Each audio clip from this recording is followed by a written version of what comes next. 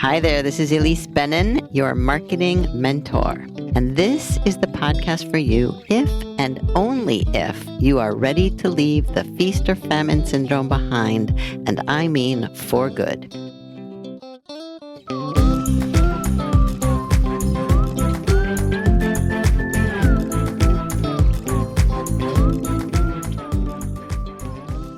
When I got a pitch from today's guest in my LinkedIn messages, I ignored it. I don't mind when people pitch me as long as it's relevant to me, which it was. In fact, it was an excellent pitch with a lot of value, but what she was offering wasn't of interest and I didn't have time to focus on it. Then, a month or so later, she resent the pitch via email, which I appreciated because I know that once is not nearly enough if you're trying to get someone's attention. This time, I did respond, not to what she was offering, but to ask if I could use her pitch as an excellent example. I wanted to show the members in my SMP Plus program what a good pitch looks like. She was so gracious and immediately said yes. But when I asked my members what they thought of the pitch, most said things like, too direct, too bold, too salesy. I disagreed. It had everything a good pitch needed. The problem was that I wasn't in the market for what she was offering. The problem was the recipient, me, not the sender or the message sent. Because there's nothing wrong with pitching. What matters is relevance and timing. I am, however, always in the market for people who practice what I preach. And clearly, Liz Heflin fits that description. So I invited her to be a guest on the podcast. In fact, I do think her pitch was the beginning of a lovely networking relationship. Who knows where it will lead? So listen and learn.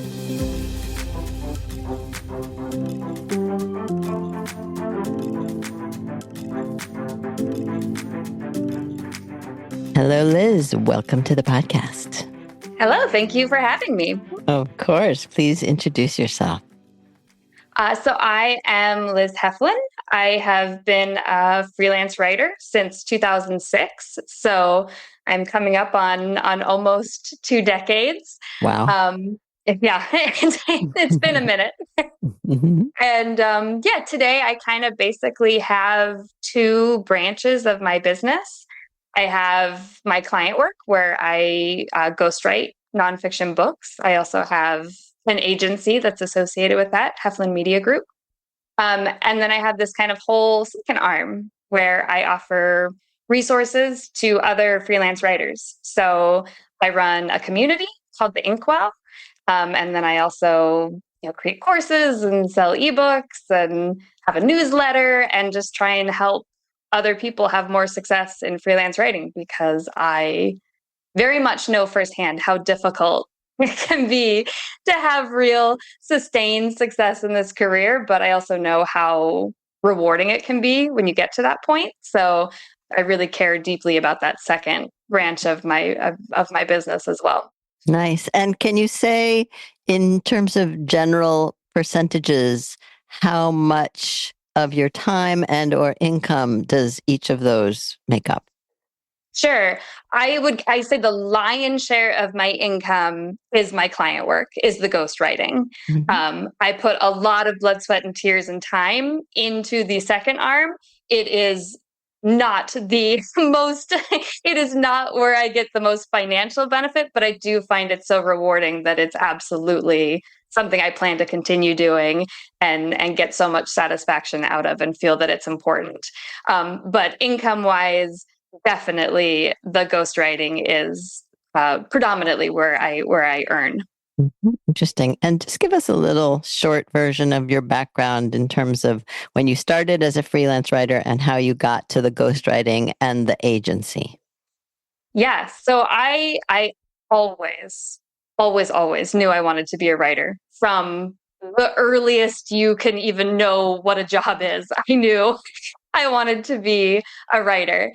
And I was very fortunate that I grew up in a family that was incredibly supportive of that. I never once heard, no raised eyebrows, no, well, how are you going to make a living at that? They were just incredibly supportive of all of that. So I ended up getting my bachelor's and my master's in creative writing. And that's very much where my heart lives. During college, during my undergraduate, I decided, well, maybe I'll just kind of start taking some freelance jobs on the side and just makes a little extra cash and, and that'll be great. And I don't have to wait tables or get some gloomy campus job. And I very much didn't frame it this way at the time, but I really was starting my business. And like I said, I didn't think about it like that, but that was what I was doing. And let me just ask you, when you say you started to take some freelance jobs on the side, does that mean they just fell into your lap, or you did something that you would now look back and say, I was marketing myself? I started this long enough ago. I'm really going to date myself telling you how I got my first freelance writing job. Here. So I would go on to the writing and editing section of Craigslist, of all things. And there was, at the time, some actual legitimate, decent work there. And I had seen a lot of other, job boards and things where I knew jobs were listed, but a lot of them were charging you to have access to that. And I was like, well, I don't know if I'm actually going to get these jobs. I don't want to be paying a million different job board sites if I don't know if anything is going to come of it. And Craigslist was free. So that's where I looked. Like I said, now it's just a spammy, I would not recommend now that people go there looking for work. But 20 years ago, there were some opportunities there. And I ended up getting connected with somebody who was a marketer, but he really worked on the strategy side. That's where he lived. And so he was looking for somebody to come in and do the deliverables. So he would come in, work with a company, say, here's what I think your content, strategy should include, X, Y, and Z. And then I would come in, tag along, and I would actually do the deliverables. And so we had a really great relationship. He was wonderful. He really took me under his wing. I learned a lot about marketing, strategy, content from him, about how to run my own business. He really was a mentor. And he just kind of would take me along with every job because we worked very well together.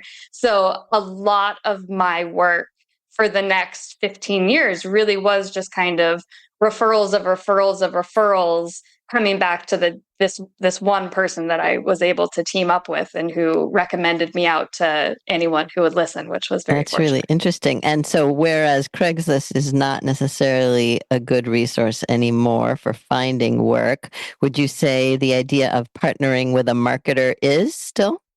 Definitely. Absolutely. I think that only good things come from asking for help and for partnering with somebody who's, so many steps ahead of you on the journey. I think that was a lesson that I should have learned that lesson sooner. Let's just put it that way. Okay. I really like to do everything myself and figure it out myself. And I think that opening yourself up to the advice, wisdom, guidance of people who have been doing it for longer than you, who've been in the trenches longer than you, like I said, only good comes from that. Right. All right. I interrupted your background and path. Go ahead, pick up. Yes. So like I said, I started taking these jobs. I was fortunate to get traction. Like I said, this sort of mentor figure referred me out. I got a lot of work from him. And there was a good deal of time there, especially early in my career, where I did a lot of editing. And so I was working on manuscript editing, which was great because it was sort of the first time I partnered with an agency for that. So sort of the first time where I didn't have to hamster wheel, apply. Work was suddenly just dropping into my inbox. I'd finish one manuscript and another one would drop into my inbox. And that was just like, blew my mind. I was like, oh my gosh, this is like I can breathe for the first time because work is just coming to me and that piece is taken care of. And that was wonderful. Eventually, I priced myself out of it and I realized that what I really wanted to be doing was more the writing side, the strategy side. And I had to transition away from that, which was really hard and really scary because, like I said, for the first time, all of a sudden I just had work on repeat dropping into my inbox. And that's very hard to walk away from. But it can spoil you. Yes, very much. But it can also trap you, right? Mm-hmm. If it's not really what you want to be doing, if it's not really the price point you want to be working at, Right. the fear of, well, what if nothing else good comes along? It can kind of, like I Yeah. said, it can be a bit of a trap. So walking away from that was very hard, but I did. And was very grateful for what I learned along the way, because now I have this really great base of editing skills, which actually serves me very well in my writing work. So I do kind of bring this dual skill set, which ended up being a real asset for me and a real differentiator. So yeah, I worked in content marketing for a long time. I did that for many years. I had these sort of anchor clients that I worked with for years and years and years. We did blog content, we did content strategy. I would write ebooks for them and press releases and pretty much anything they needed done, email cadences. I kind of did it all. And how did you get those clients then? They tended to be referrals. They tended, like I said, to just come from that mentor tree. Mm-hmm.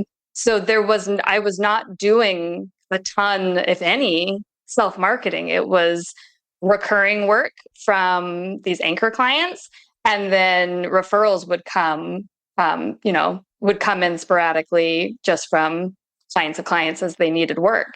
Mm-hmm. And that is really about 5 years ago now or so.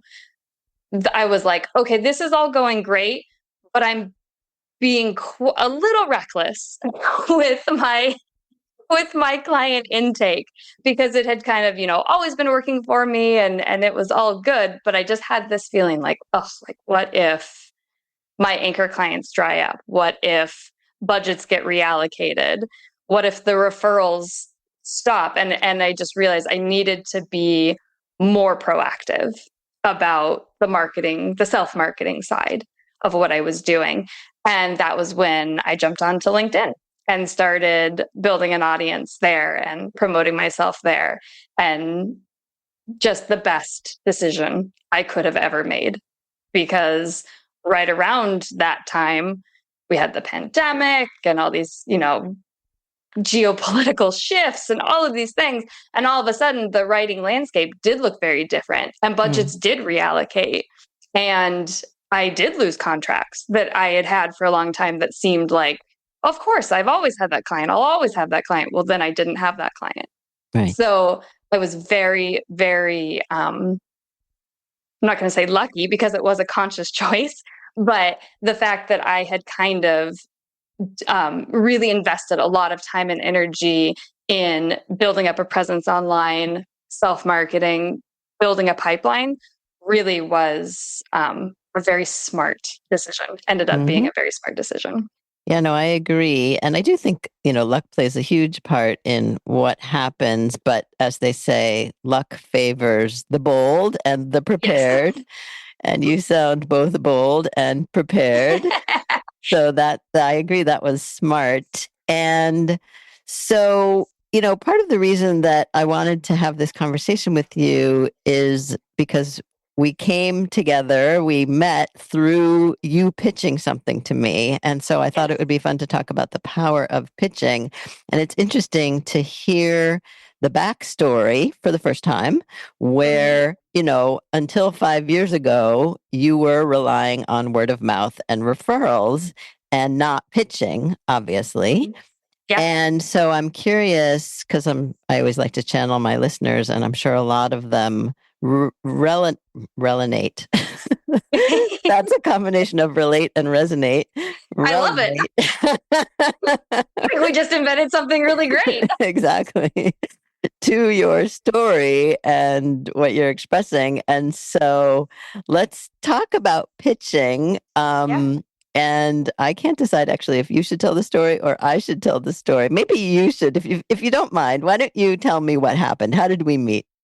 Sure. Yeah. So one of my sort of pitching buckets is I do like to let people know that through my agency, I have a referral program. So if you introduce me to somebody who needs a book ghostwritten and they end up signing on the dotted line and it gets across, then as the referrer, you get 10% of that contract fee. And these are not insignificant contracts. So it ends up being a pretty good chunk of change that you see just for making the introduction. And the reason I do it, a little insight there, client acquisition has cost associated with it. Absolutely. Time, money, both. Like you're paying something to get new clients in the door. And I would so much rather that money go to somebody in my network than to, paying for, Facebook ads or Google ads, to some giant conglomeration. I'd rather it be, reward somebody in my network. So that is that is something that I pitch to a lot of people, that offer. And I had seen you on LinkedIn. We've been connected. We're first level connections on LinkedIn. I'd seen your stuff. I'd heard a couple people mention your name with some glowing things to say attached to it. And I thought, hey, there's a partnership opportunity here. So that was the pitch that I sent you. That was the offer I sent you. And you very kindly got back to me and said, it's not right for me at this time. But you wanted to sort of further the conversation. We were able to jump on a Zoom. We were able to meet. And here we are now on a podcast together. So Exactly. yeah, just kind of, that idea that a pitch can sort of lead anywhere. You don't always know where it's going to take you, but it only takes you to good places. And actually, that to me is kind of the crux of it. And in the Simplest Marketing Plan, which is the framework that I teach, I emphasize 3 tools. And I really make the point that if you do these 3 tools, you really don't need to do anything else. And those 3 tools are content marketing, outreach, and networking. And so outreach, that is another way to talk about pitching, right? Reaching out to people that you either know or don't know or barely know or who know someone that you know, and offering something. And what you're saying here is that pitching can lead to networking, that there's a connection between these two. And Absolutely. I am always trying to harp on this idea that these 3 tools are connected if you connect the dots of them. So tell me a little bit about how pitching is connected to networking for you, besides the fact that, we went from a pitch to a podcast. Yeah, absolutely. I think it is really a fundamental way that I think about pitching. I don't always think of it as, okay, here's my offer and you have to take it. It's not a hard sell. It's a way to open the door to a conversation and to get FaceTime with somebody, virtual FaceTime with somebody. So absolutely, I don't always think of a pitch. I don't always frame a pitch. I very rarely frame a pitch as just, here's my hard and fast offer and you need to take this right now. It's so much more, hey, here's something of value that I genuinely believe is valuable to you. And the pitch is just the way to get your foot in the door, to start the conversation. And once the conversation starts, that's where you start building, and that's where you start building the real relationship. And that's where networking happens. And like in this case, obviously we were able to meet, we were able to do this really cool ancillary opportunity that I didn't anticipate at all. Mm-hmm. But even with somebody who I'm pitching more like from the client side, there are potential opportunities there too. Like you never know, once you develop a relationship with somebody, you meet with them, you never know what could potentially come of that. Maybe they refer you out to a friend. Maybe it's not right for them, but they go, oh, you know what? I know somebody who needs a book and they can connect you or whatever. All these things that you don't maybe necessarily think are going to happen, but can come when you create real, genuine relationships with the people that you reach out to. And here I want to connect it to this idea of, so you keep saying, and I totally agree with you, that things can happen that you have no idea about. There is potential that you can't even imagine. And yet, when people think about pitching as spammy or salesy or icky, to me, that says they think they know what's going to happen. They think they know how someone is going to respond or receive the pitch. And that, to me, is the beginning of the end. So I'm curious, were you ever of that mindset that it's icky, but I'm going to have to figure out how to do it, or, hold my nose and do it? Or did you somehow approach it from I don't know, a more positive perspective from the get-go?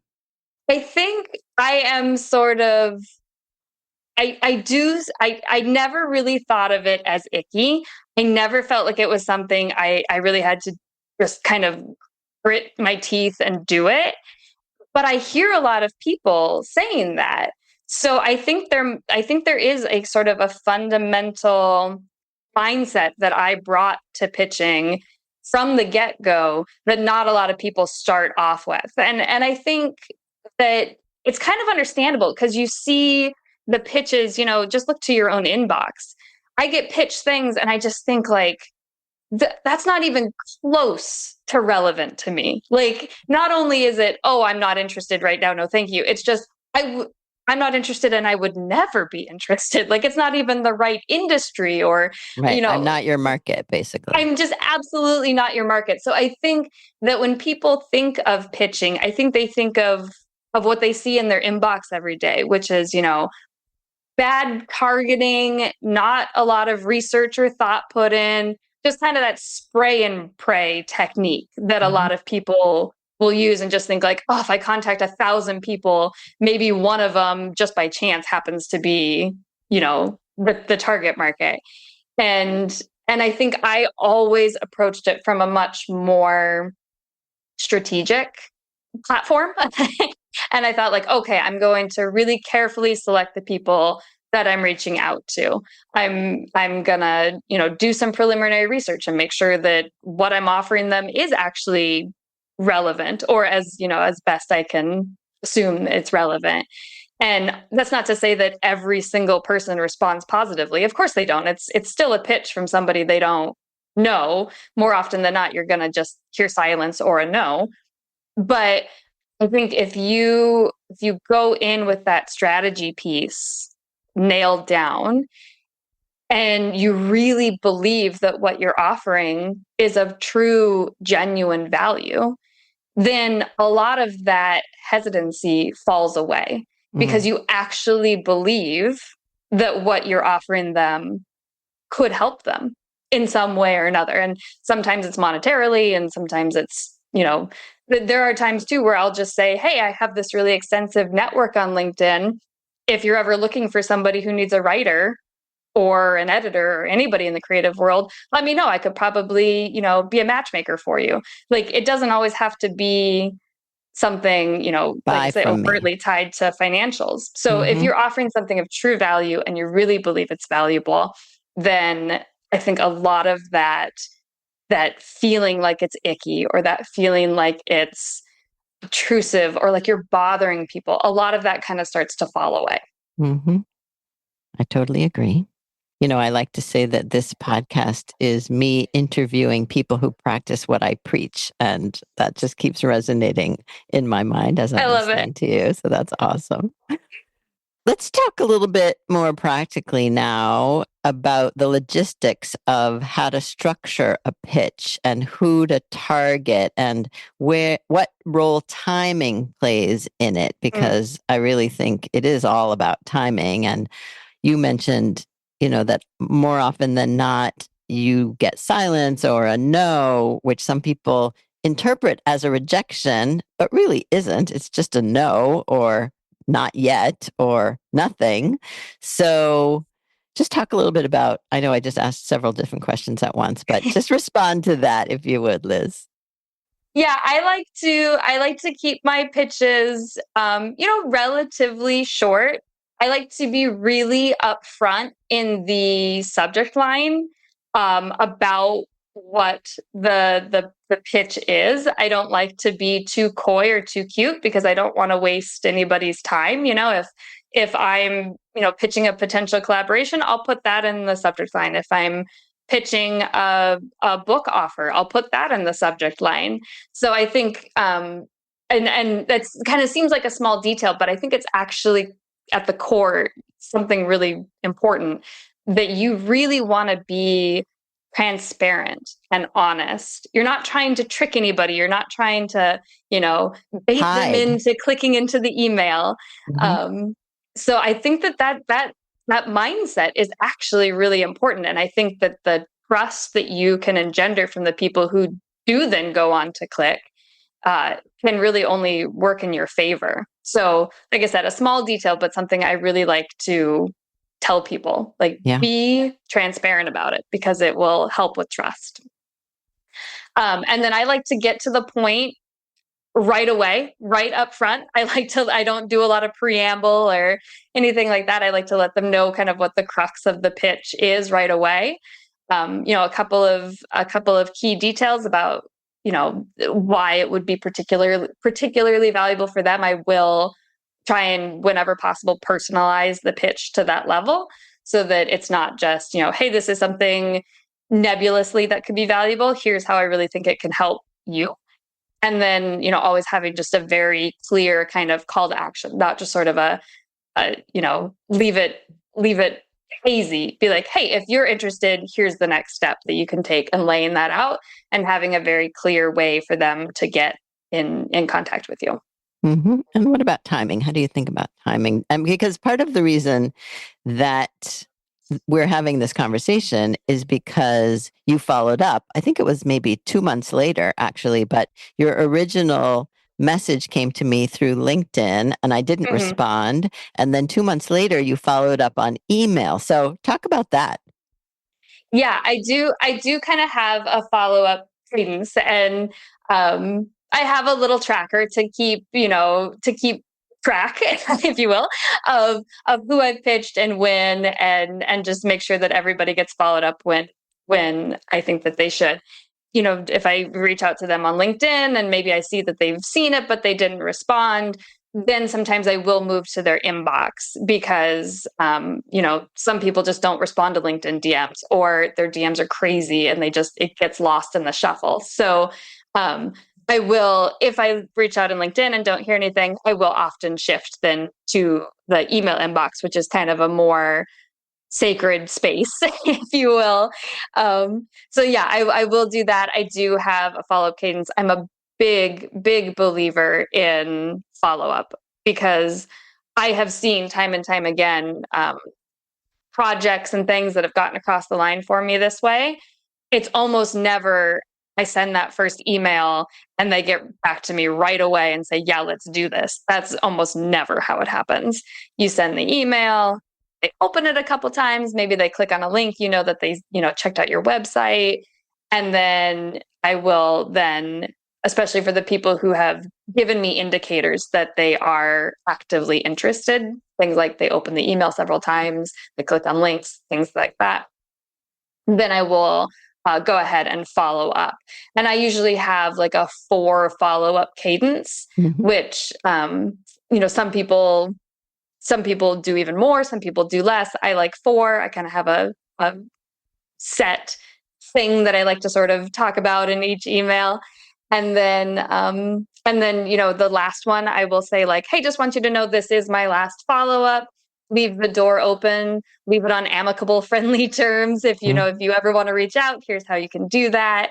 I'll usually throw in my link for LinkedIn and say, hey, if you ever want to connect over there, just to give me a couple different communication avenues, because sometimes people don't answer email, but they will answer a LinkedIn DM or vice versa. So yeah, that's kind of a long-winded, rambling answer, but yeah, I absolutely. If there's one takeaway from that, I would say I'm a huge proponent of the follow-up. Mm-hmm. And it sounds like you don't take the silence or even the rejection personally.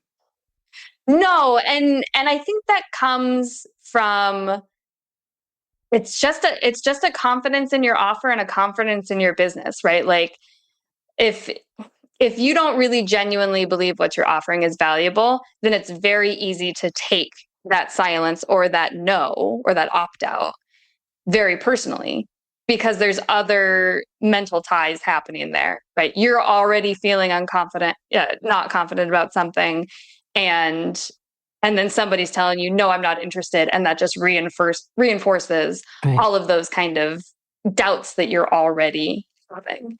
So if you really believe that you're good at what you do, that your offer is solid, that you really are offering a valuable service, then it's easier to not get sort of knocked off your game just because it's not right for one person or two people or 100 people. Yeah. All right. One more practical question, and then I'm going to ask you about AI before we wrap up. You mentioned a tracker. Is there a particular tool that you use, or do you do something super simple? I do. I have it's a Google Sheet, but I am very fortunate that my husband is a Google Sheet nerd and made me this really awesome tracker for my business. So I have, the name of the person I contacted, what I contacted them about, their the way that I contacted them, their contact information. All I sort of fill out all of the fields, and then I put the date of the last contact, and then he on the back end he wrote a little script. So when it's been X number of days and it's time to follow up, that number will turn yellow, like, hey, it's almost time to contact them. And then when it's been too long, it will turn red and say, hey, like, it's really time to follow up with this person. So I can just open up my sheet, and at just a glance, I can see who I need to follow up with and what the chain was about and what I pitched them for and all of those things. So it's a pretty simple Google Sheet, but it does have some little gee whiz pieces Cool. coded into the back end. Cool. All right. So let's talk about AI before we wrap up here. I'm curious how you're using AI, if you're using AI, and how AI is affecting your ghostwriting business and maybe even your pitching.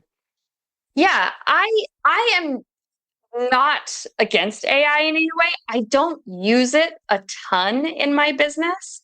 I certainly don't use it for the final product writing side because I just don't think it's there yet. I have a lot of qualms about even if it were there.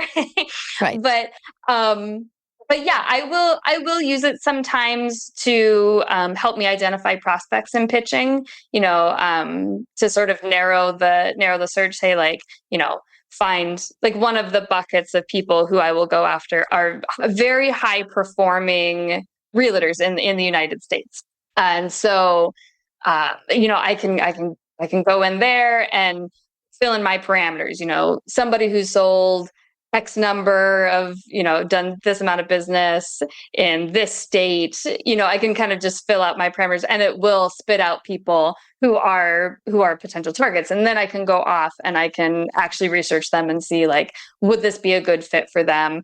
But it is a good starting place when you kind of come from, just looking at a blank slate. It can kind of get you on your way to find some buckets of people to prospect to. But And are you yes, at all afraid that AI is going to take over your ghostwriting business? not. I do think that there's a subset of people who are going to churn out books, AI generated books, and just say, well, it's good enough. It does what I want it to do. But those are not the people that I'm targeting. It may eliminate a subset of people, but it's not the people who would have ever worked with me anyway.